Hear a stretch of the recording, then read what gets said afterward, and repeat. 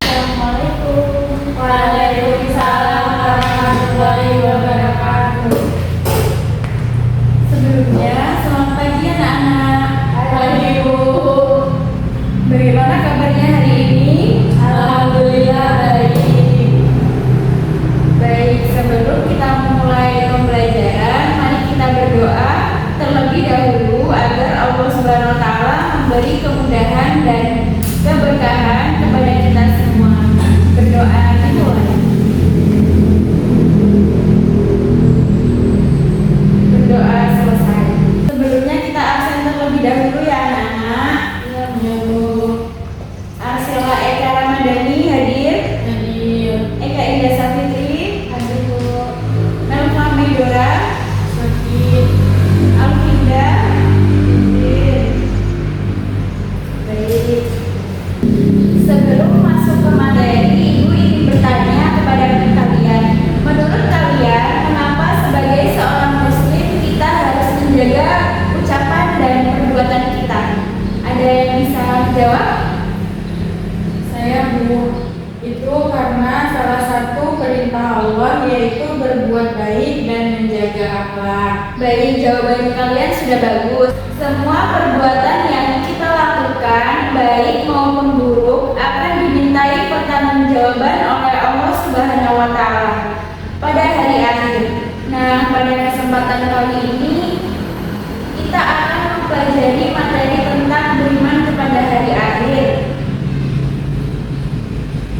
dan dapat mempengaruhi perbuatan kita dalam kehidupan sehari-hari. Kalian diharapkan menganalisis beberapa tujuan pembelajaran dari beriman kepada hari akhir, yaitu yang pertama, memahami pengertian beriman kepada hari akhir berdasarkan dalil Al-Quran dan hadis.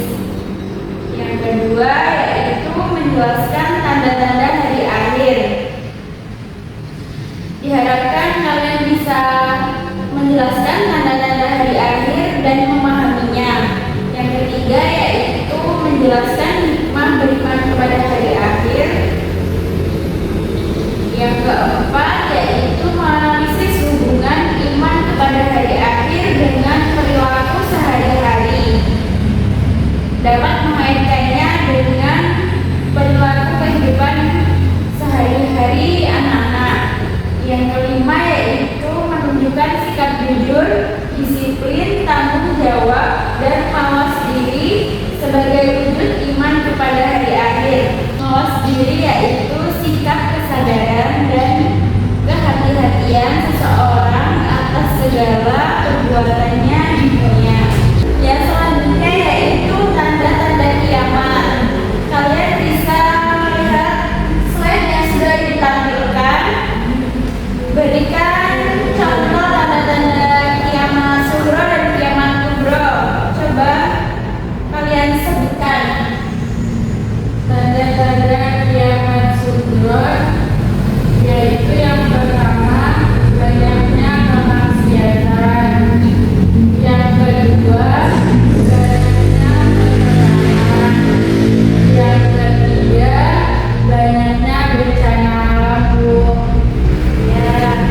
Selanjutnya yaitu tanda-tanda kiamat kubra. Yang kiamat besar yaitu ada yang bisa memberikan contohnya? Saya Bu, sebagai tanda-tanda kiamat kubra, kiamat besar itu yang pertama terbitnya matahari menjadi arah barat ke timur. Selanjutnya munculnya dajjal atau perusahaan terbesar di dunia. Dan yang terakhir yaitu turunnya Nabi Isa alaihissalam ke bumi itu. Ya, yang sudah terjadi di saat ini yang mana coba bisa memberikan contohnya? Untuk saat ini yang lebih banyak terjadi biasanya tanda-tanda kiamat sughra Bu, yaitu kiamat kecil. Ya, nah betul sekali. Tanda-tanda kiamat sughra yang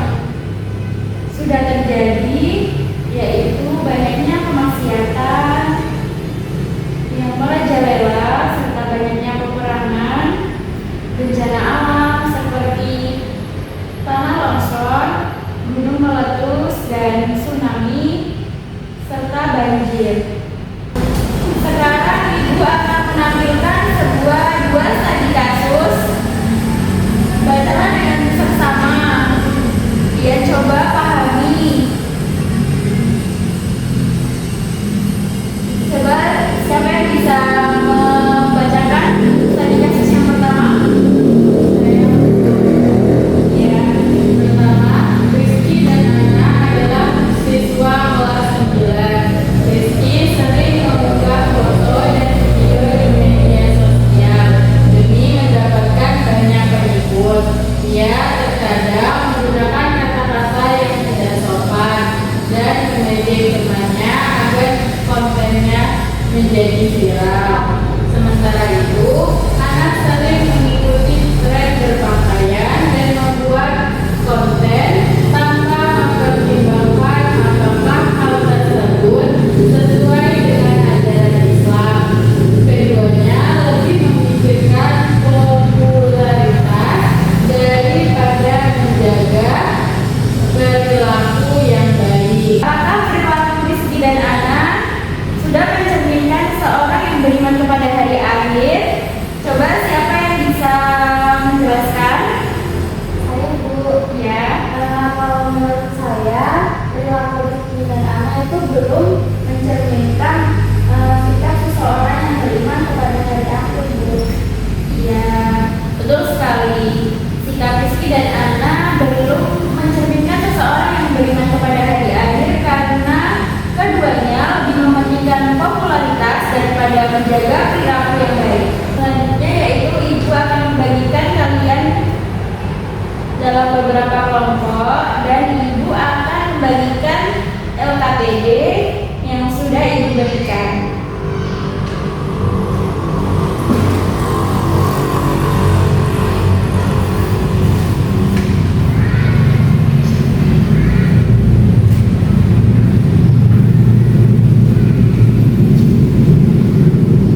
Silakan diskusikan dengan kelompok masing-masing dan nanti diutus untuk satu perwakilan untuk mempresentasikan hasil diskusinya dan Ibu kasih waktu 15 menit untuk mengerjakan LKPD tersebut.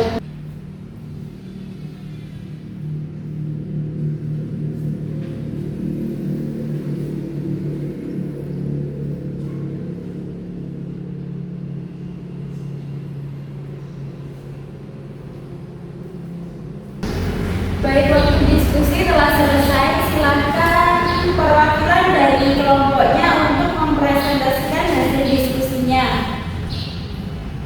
Baik Bu, di sini saya dari perwakilan kelompok 1. Di sini saya akan mempresentasikan hasil studi kasus kami, di mana Dimas dan Salsabila adalah siswa kelas 9 yang berjualan makanan ringan di sekolah. Jadi suatu hari itu mereka mengetahui bahwa dengan mengurangi isi kemasan, mereka bisa memperoleh keuntungan lebih besar tanpa disadari oleh pembeli. Dimas setuju melakukan hal tersebut, namun Salsabila ini mulai ragu karena teringat bahwa setiap perbuatan sekecil apapun akan dipertanggungjawabkan akhir nanti Bu. Ya.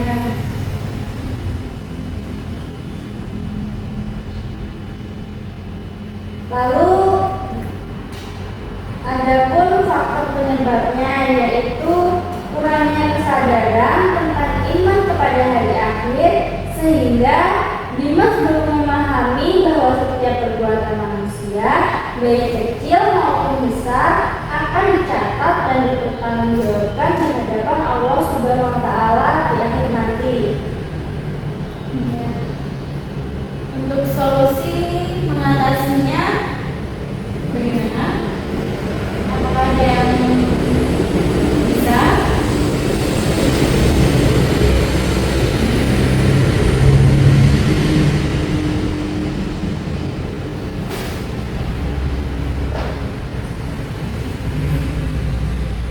Cara mengatasi masalahnya yaitu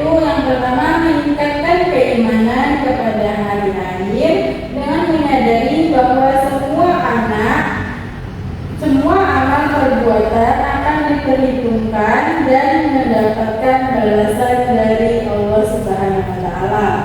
Yang kedua, menerapkan sikap jujur dalam berdagang, yaitu menjual produk sesuai dengan isi dan informasi yang sebenarnya. Yang ketiga, mengutamakan keberkahan daripada keuntungan semata, karena rezeki yang diperoleh dengan cara baik akan lebih bermanfaat. Yang keempat, melakukan introspeksi diri sebelum melakukan tindakan yang dapat merugikan orang lain. Yang kelima, yaitu membiasakan perilaku amanah dan bertanggung jawab sebagai wujud pengabaran iman kepada hari akhir. Baik, jawaban kalian sudah bagus. Dari studi kasus di atas, yaitu Dimas kurang mencerminkan seseorang yang memiliki perilaku beriman kepada hari akhir karena dapat merugikan orang lain.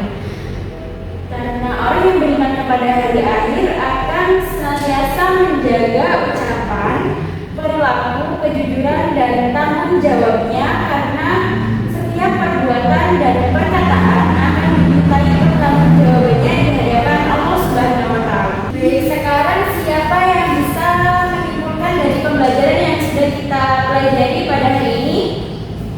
Saya Bu, ya.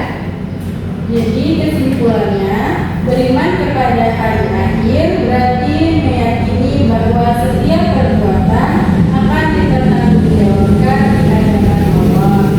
Jadi kita harus selalu berbuat jujur, disiplin, bertanggung jawab, dan menjauhi perbuatan yang dilarang Allah. Baik, jawabannya sudah bagus. Ibu tambahan sedikit. Dapat kita simpulkan bahwa keimanan kepada hari akhir tidak harus tercermin dalam ucapan, tetapi juga harus tercermin dalam perilaku kita sehari-hari, seperti menjaga ucapan, menjaga perilaku, dan bermedia sosial dengan bijak, bersikap jujur, dan menghindari segala kecurangan. Apa pembelajaran yang paling berkesan pada kesempatan kali ini? Pelajaran yang berkesan untuk hari ini yaitu kita harus selalu berbuat jujur, disiplin, bertanggung jawab, dan menjauhi perbuatan yang dilarang Allah, Bu. Ya, baik. Semoga setelah pembelajaran ini kita semua semakin menyadari bahwa setiap ucapan, perilaku maupun perbuatan akan dimintai pertanggungjawaban di hadapan Allah Subhanahu wa Ta'ala, sehingga kita untuk terdorong untuk senantiasa berbuat baik dalam kehidupan sehari-hari. Itulah tadi materi beriman kepada hari akhir yang bisa Ibu sampaikan. Semoga bermanfaat untuk kita semua. Marilah kita tutup pembelajaran pada kali ini dengan membaca hamdalah bersama-sama. Alhamdulillahirabbil alamin. Terima kasih atas perhatian anak-anak semua. Tetap semangat belajar. Sekian, wabillahi taufiq wal hidayah. Wassalamualaikum warahmatullahi wabarakatuh.